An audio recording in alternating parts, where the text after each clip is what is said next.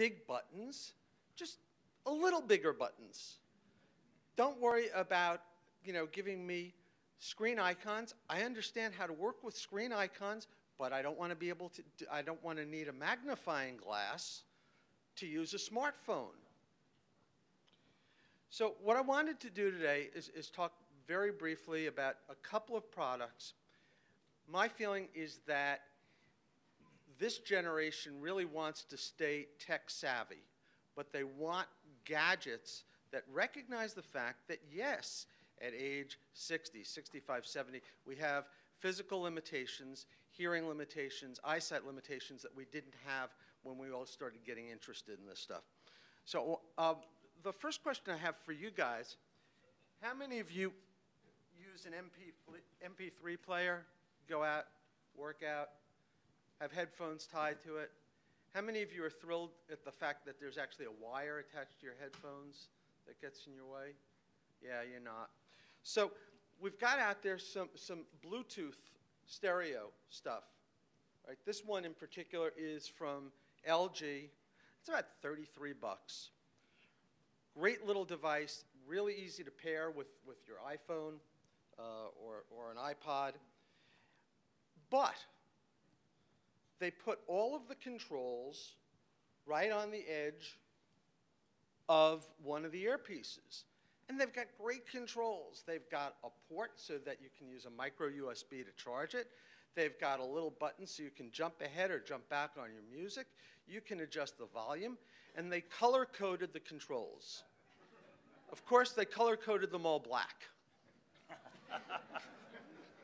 So in order to use this thing, first I didn't bring the instructions manual with me because it was too small for me to find.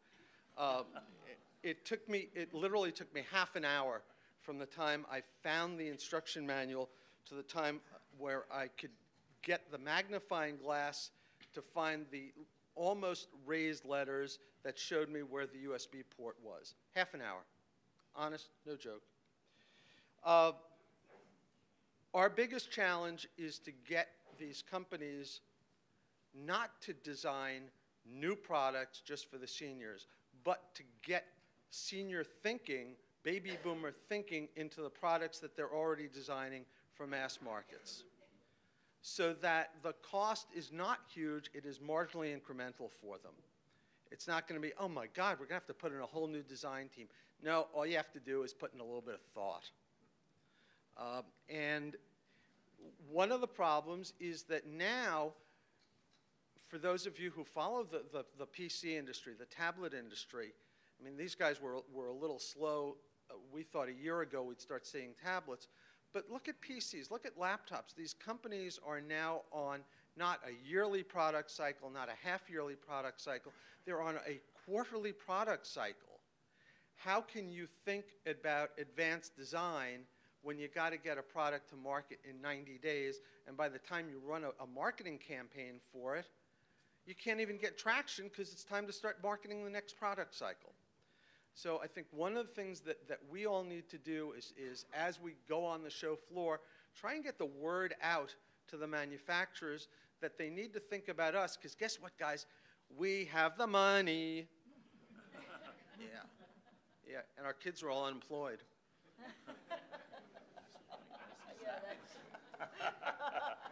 Yeah, right. All right, the other product I'm going to talk about, how many of you have had to install a wireless router in your home? Okay. How many of you have spent at least an hour struggling to get it hooked up, get the password protection on, etc.? The unemployed kids are that. Yeah, the unemployed kids, right? Okay. So one of the things I'm really happy about is that I found a product that really made this simple. The guys at Cisco who bought out, they now introduced their own router called the Valet and the Valet Plus. This sucker took me less than 15 minutes to set up. They send it to you in a box. It says, take the key, plug it in your computer, follow the instructions, push connect. My God, what a novel approach. something that actually was made for us and not for the geeks. So I really want, the Cisco guys are starting to get it. These are the same people who bring you the flip cam. And the old notion about keep it simple, stupid, they got it. Somebody finally listened to us. So the thought I want to leave you with is that we're all out there in the market. We all want to stay, or at least most of us want to stay up at that leading edge. My biggest complaint with 3D TV, and yes, I actually have one because somebody was willing to say, well, why don't you try this out? My biggest problem with 3D TV is not the 3D TV. It's not the lack of content. It's that, my God, I'm at the age where I'm lucky, damn lucky, if I can see 2D TV. Just give me some content, folks. Thank you.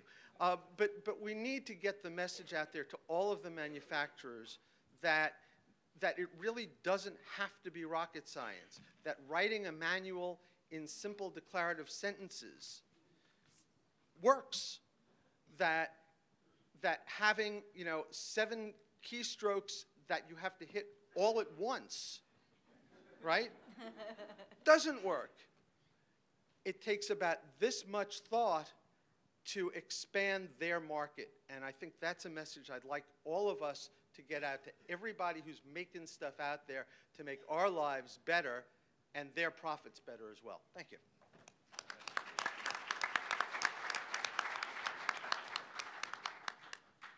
Thank you very much, Gary. That's true. I mean, I think one of the things that we all have to keep in mind is what is good for this market, Silver's market, is actually great for the broader market, for everybody. Easy to use. Our last speaker is Bud Myers. He is the president of Senior Circuits.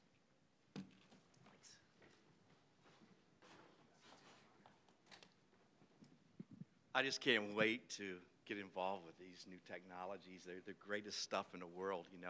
These guys write about it, and I have to deal with dealers and people and real products, and I hate consumer electronics. Now, if I sound like an old guy, it's been around and just sort of wants the good old days back, it's because I'm an old guy and I want the good old days back. I mean, when a revolutionary album like the Beatles' White Album came out, and I got it in my hands and I put it on my turntable, it didn't look up at me and say, Bud, I need to be updated.